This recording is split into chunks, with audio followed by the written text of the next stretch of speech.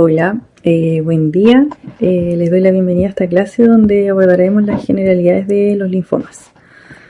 Para comenzar, los linfomas son neoplasias hematológicas que se van a originar en los linfocitos principalmente B y T y en las distintas etapas de su desarrollo. Ya los vamos a dividir en dos grandes grupos que son el linfoma no Hodgkin y el linfoma de Hodgkin, y en esta cápsula vamos a ver las generalidades de ambos. Bueno, para comenzar, en la imagen de la izquierda, acá, vemos la distribución anatómica del sistema linfático. Y en la imagen de la derecha, que se ve acá, vamos a observar la maduración y diferenciación de los linfocitos, ¿ya? Y cómo cada etapa puede derivar en distintos subtipos de linfoma, como pueden ver ahí abajo, en relación a su fisiopatología. Entonces, vamos a repasar un poco la maduración de los linfocitos B, ¿ya? Y cómo ese proceso se va a vincular al desarrollo de esta enfermedad, ¿ya? Entonces tenemos que la maduración de los linfocitos B comienza en la médula ósea y donde ocurre un proceso clave, ¿ya? Que es el reordenamiento génico. Ya vamos a imaginarlo como un juego de piezas genéticas en donde el linfocito en desarrollo va a mezclar los segmentos y va a permitir que se genere su propio receptor B específico, ¿ya? Que es el BSR. Este receptor se encuentra ubicado en la superficie y va a expresar IgM e IgD en su superficie, ¿ya? Una vez que estos linfocitos salen a la circulación, van a salir como linfocitos B naive o que son vírgenes, ya es decir, que no han tenido contacto con ningún antígeno, ya por eso los vamos a conocer como vírgenes, ya.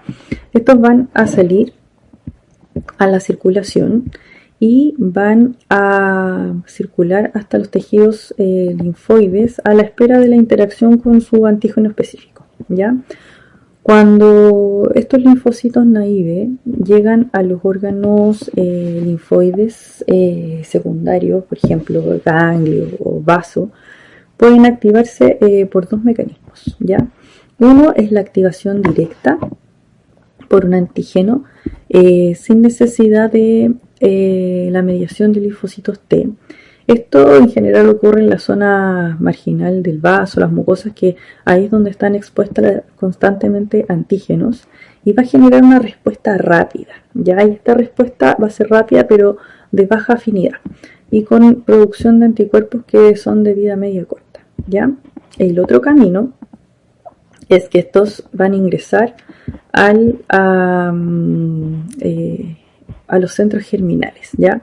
Y este otro camino es más largo y es dependiente de linfocitos T, CD4 y de células presentadoras de antígenos, ¿ya? Esta respuesta es más lenta, pero va a generar anticuerpos de alta afinidad y de memoria inmunológica, ¿ya? Aquí es donde entran en juego los centros germinales, ¿ya?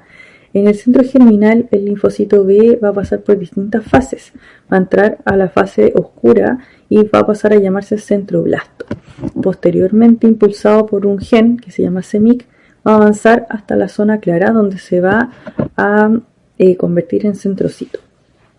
Ahí es cuando es evaluado por las células T foliculares y dependiendo van a ver si es que su receptor tiene buena afinidad o no. Ahora, solo si pasan esa prueba van a sobrevivir y se van a convertir en células o plasmáticas o linfocitos T de memoria.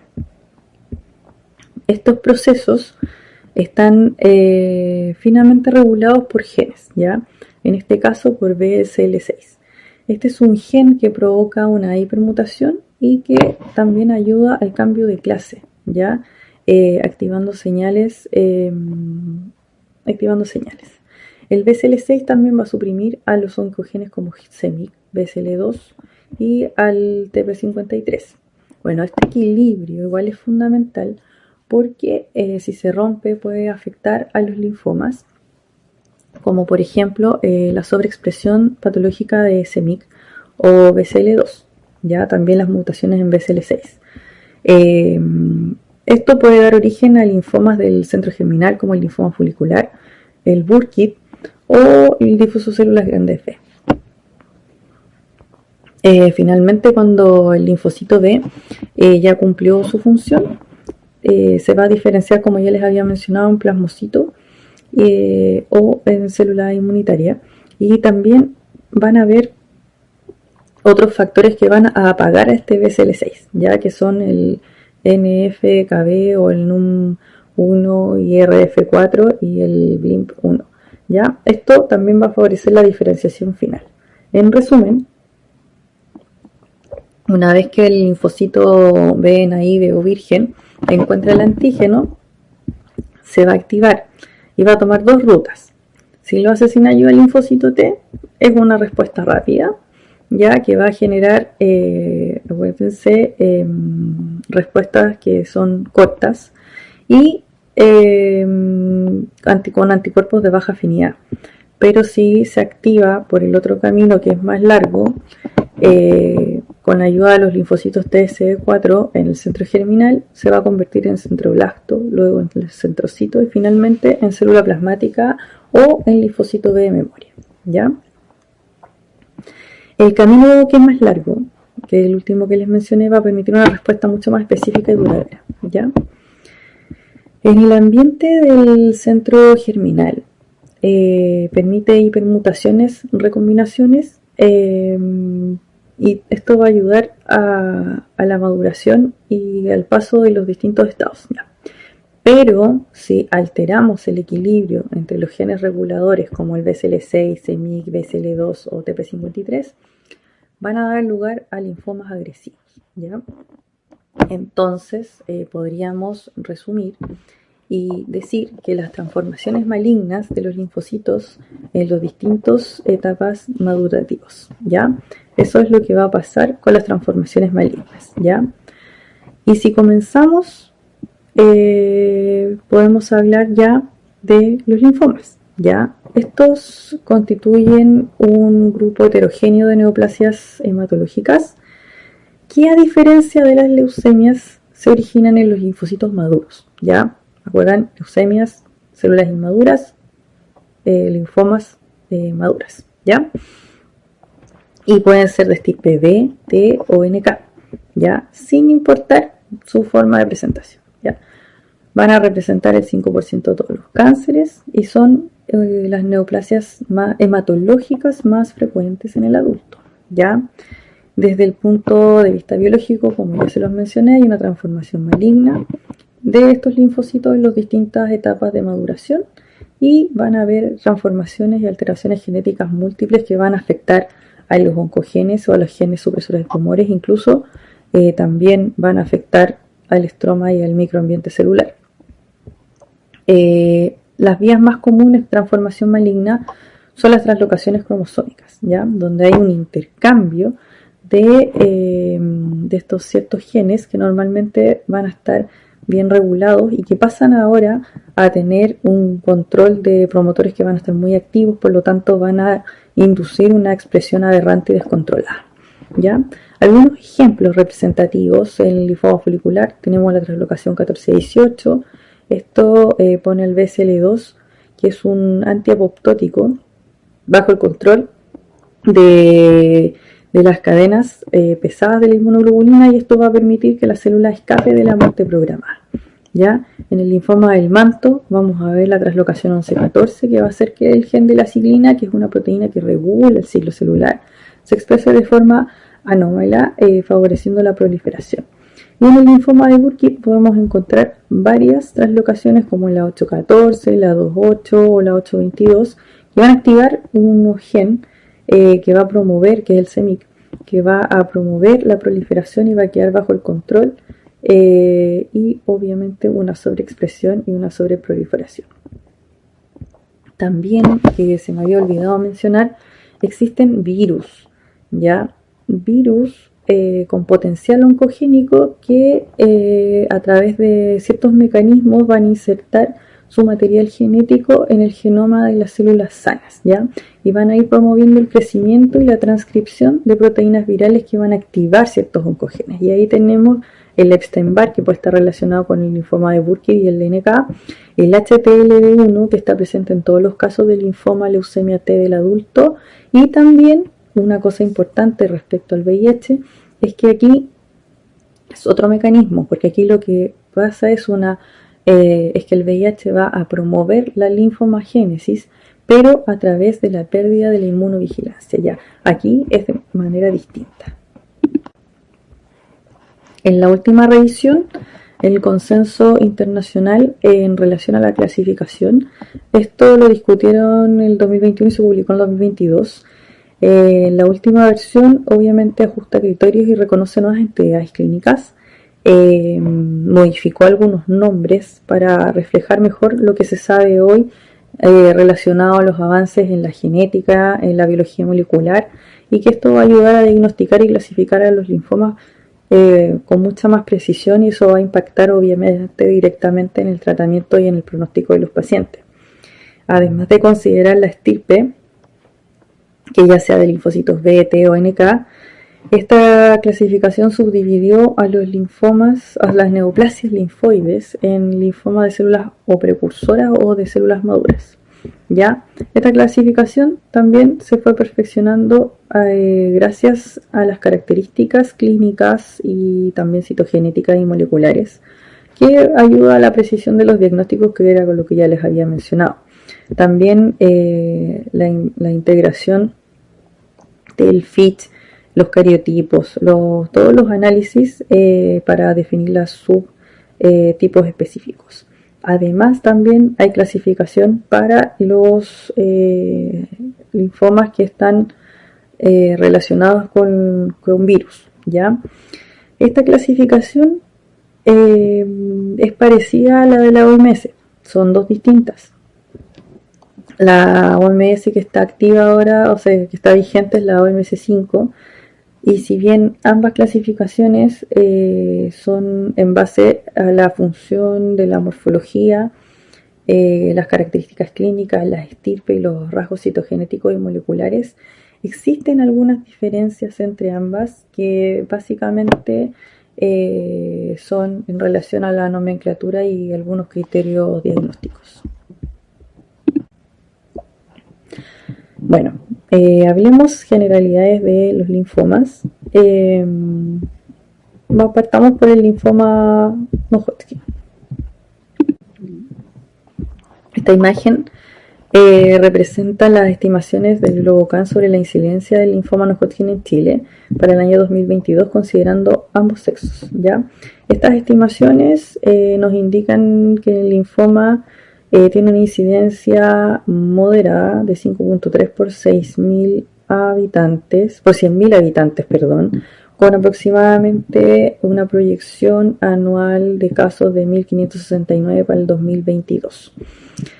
Si bien no es uno de los cánceres más prevalentes, si nos fijamos en el gráfico que tengo acá a la izquierda, pero su carga igual es comparable con otros cánceres de relevancia clínica.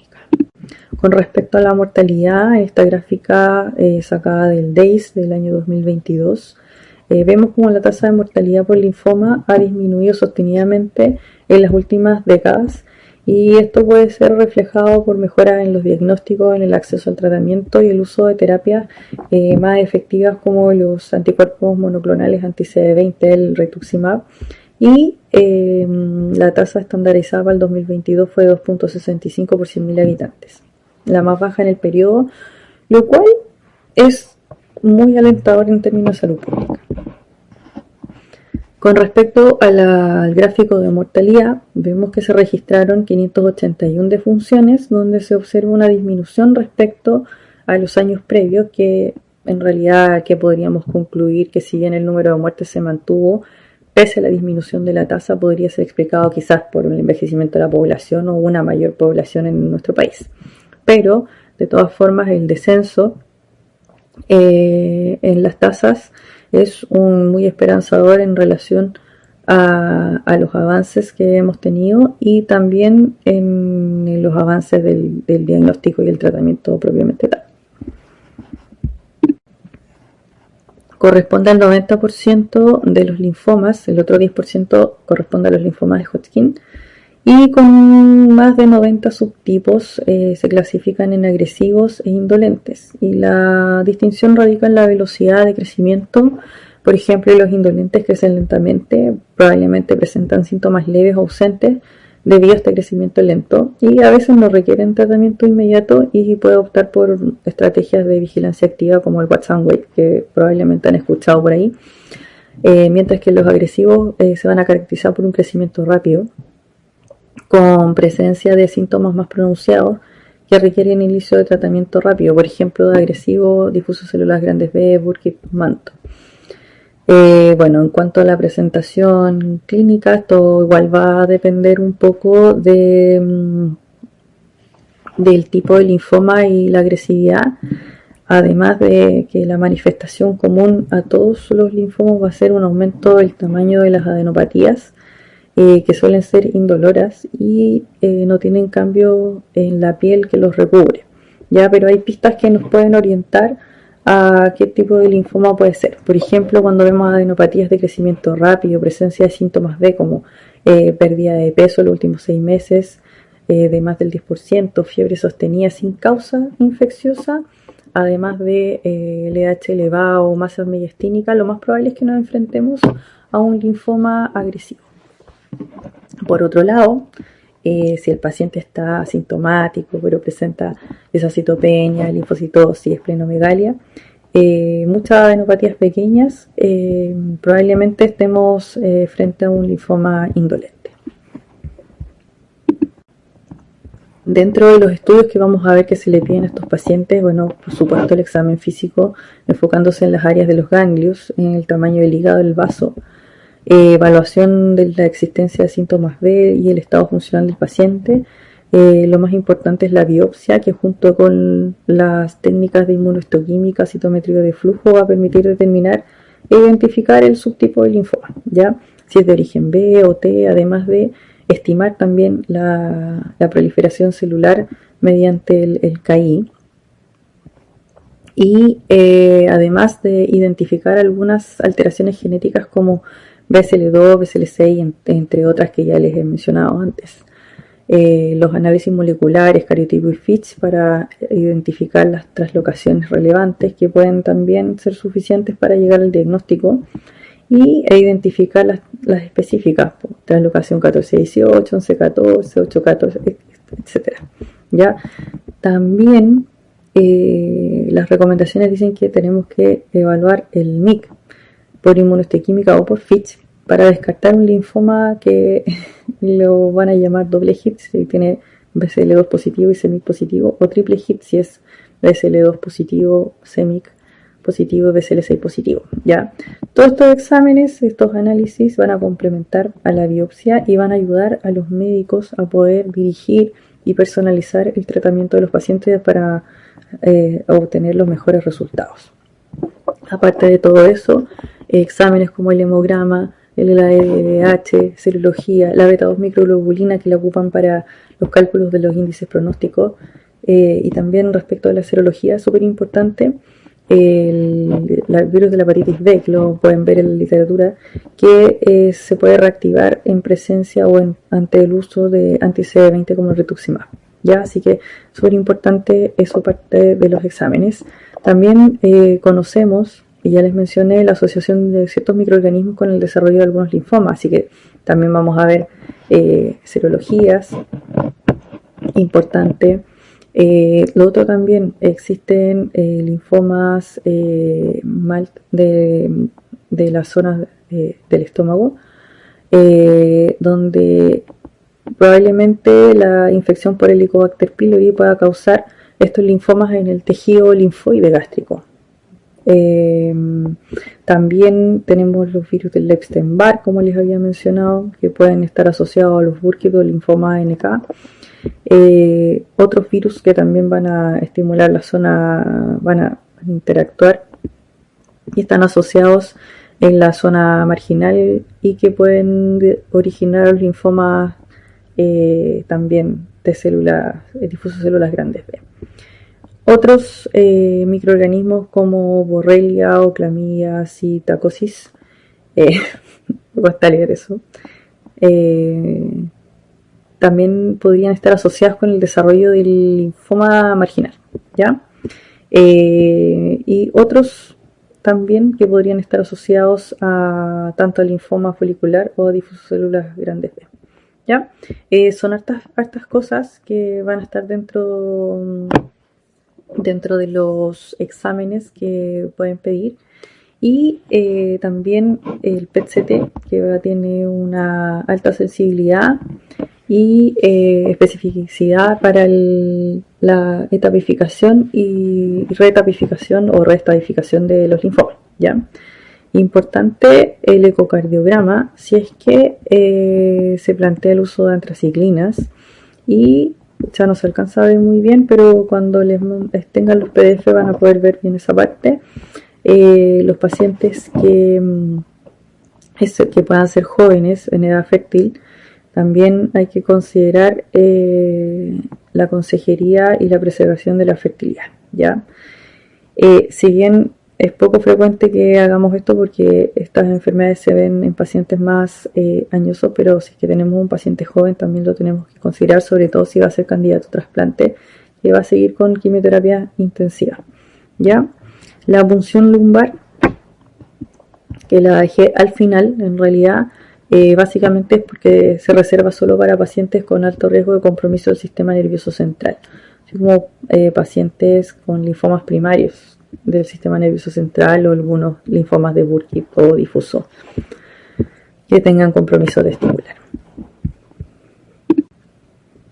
La tapificación de los linfomas utilizando la clasificación Ann Arbor, que está modificada por el grupo de Lugano, y esta clasificación permite identificar la extensión de la enfermedad para tomar decisiones terapéuticas. Pues, entonces en el estadio 1 corresponde a la afección de una sola región ganglionar, que es lo que se ve acá, o un grupo de ganglios que están como adyacentes. También aquí se incluye el compromiso de localización extraganglionar, así que cuando vean alguna clasificación que diga 1E es porque tiene una localización extraganglionar, ¿ya? Dato freak. En el estadio 2 vemos que una enfermedad afecta a 2 o más regiones ganglionares, pero al mismo lado del diafragma, ¿ya? En el estadio 2 también si tiene una masa digamos grande, una masa tumoral grande con masa bulky que se llama, también esto implica un ajuste del tratamiento que podría llevar radioterapia. Ya en los estadios 3 hay un compromiso a ambos lados del diafragma, y ya en el estadio 4 es un compromiso diseminado de órganos, ya sin continuidad de ganglios adyacentes. Dentro del tratamiento de los linfomas, tenemos hartas cosas y va a depender de múltiples factores como el subtipo histológico, la agresividad, las enfermedades la extensión al momento del diagnóstico, el estado general del paciente, la edad, la presencia también de comorbilidades. Por eso los tratamientos pueden ir desde una estrategia de observación o radioterapia en el campo comprometido, o quizás rituximab en monoterapia en linfomas de bajo grado, y estos esquemas hasta esquemas digamos más intensivos, y que en otros casos como en el linfoma del manto o T periférico difuso células grandes B, o algunos en recaída, los tratamientos van a requerir consolidación con trasplante autólogo, ¿ya? Los pacientes con linfoma mal gástrico, y estos son los que se originan, como les mencionaba, en el tejido linfoide asociado a las mucosas, en la mayoría de los casos está estrechamente relacionado con la infección crónica por Helicobacter pylori, ¿ya? Y que actúa como estímulo antigénico prolongado para la proliferación linfoide, ¿ya?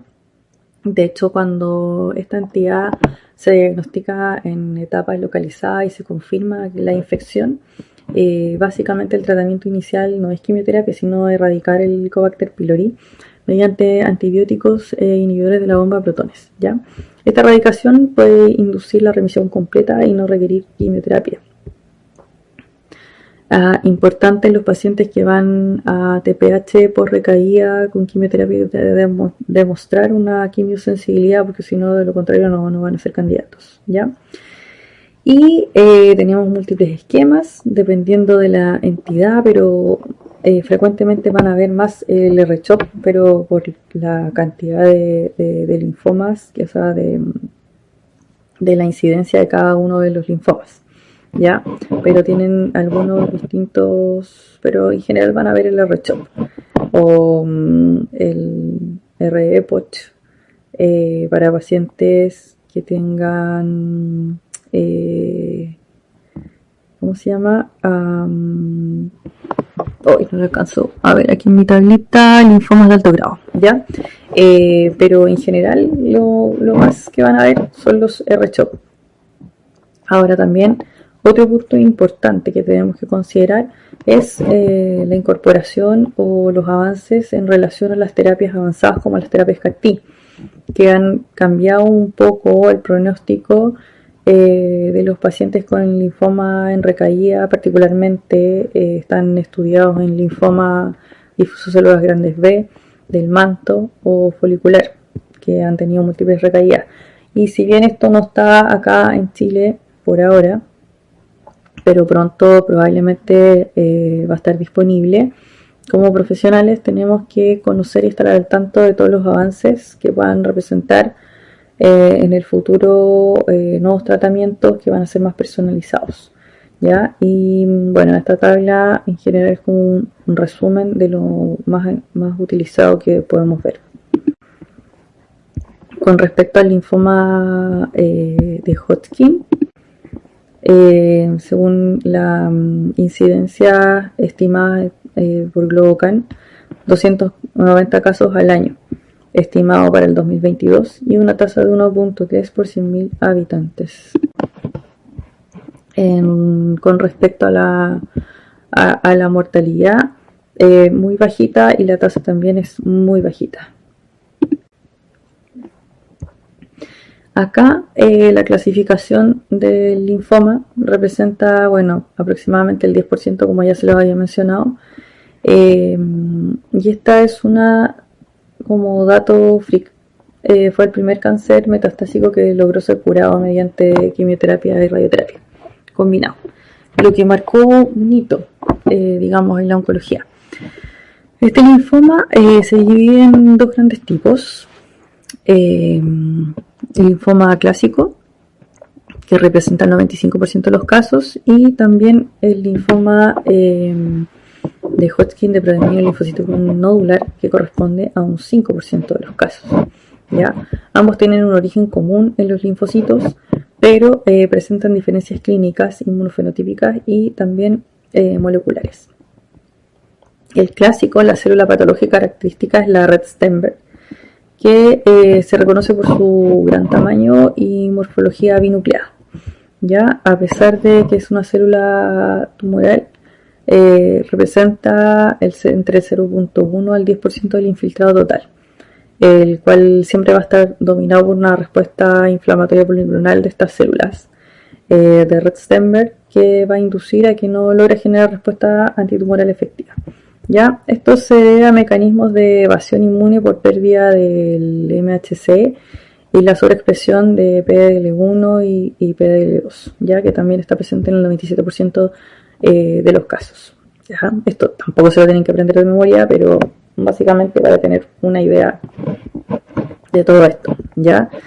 En relación a la inmunohistoquímica, las células van a expresar CD30 y suelen coexpresar CD15 y PAX5, ¿ya? Y otras que son más débiles, mientras que no va a expresar marcadores B tradicionales como CD20, CD19 y CD45, ¿ya? Por otro lado, el linfoma con predominio linfocítico nodular va a presentar una célula tumoral como en palomitas de maíz, así se llama, con núcleo multilobulado y núcleos pues, como periféricos, ¿ya? Y sí va a mantener y conservar la expresión marcadores B como CD20, CD19, CD45, SL6, ¿ya? A diferencia del otro que no va a expresar, en este caso CD30, ni CD15, ni los ligandos. Clínicamente, los subtipos también difieren. Ya en el clásico suele manifestarse de una adenopatías cervicales, a menudo compromiso mediastínico, presentan una distribución etaria bimodal. Eso quiere decir que va a haber un pic en la juventud y un segundo pic en los adultos mayores. Igual se puede asociar a presencia de virus, ¿ya? El linfoma precomprendido linfocítico nodular tiende a presentarse en etapas localizados con adenopatías periféricas crónicas y sin síntomas B, ¿ya? Estas diferencias no solo justifican el enfoque diagnóstico, sino que también un enfoque terapéutico diferente. Entonces, dentro de los estudios, a modo de resumen, obviamente siempre va a ser fundamental realizar un diagnóstico completo, un examen físico completo, determinar los ganglios linfáticos que están comprometidos. Vamos a descartar que la enfermedad haya afectado a otros órganos, evaluar la tolerancia que va a tener el paciente a las quimioterapias. Tenemos que revisar el funcionamiento del corazón como el pulmón. Se debe realizar una anamnesis detallada, bueno, eso ya lo había mencionado también, y los exámenes de laboratorio que van a incluir desde un hemograma completo, pasando por serologías de virus que puedan estar asociados. En cuanto a las imágenes, el PET-CT es actualmente la herramienta más precisa para definir la extensión de la enfermedad y también para evaluar la respuesta a los tratamientos. Y si no se dispone, deberíamos realizar un TAC-TAP y biopsia asociada a una biopsia de médula ósea, ¿ya? No así cuando tenemos disponibilidad de PET. En algunos casos, como en las recaídas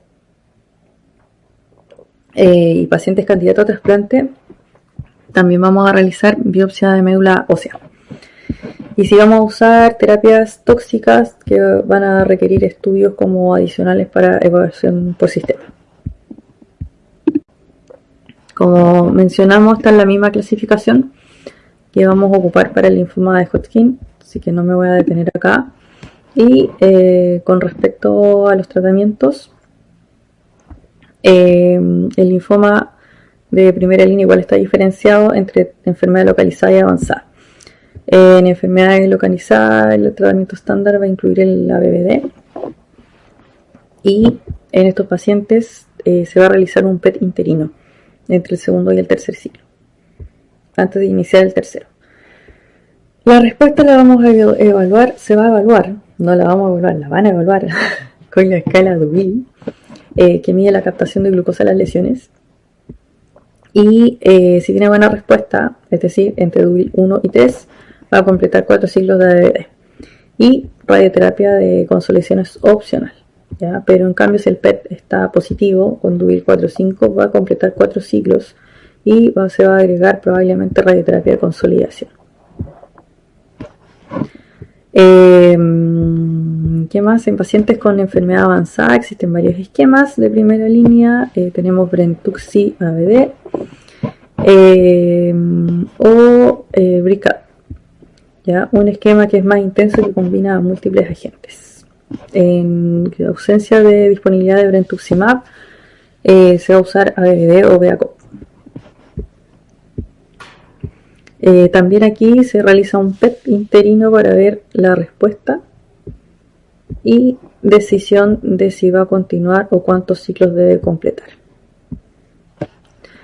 Lo mismo ante las respuestas que no tienen, o sea, digamos con Dubin 4 y 5.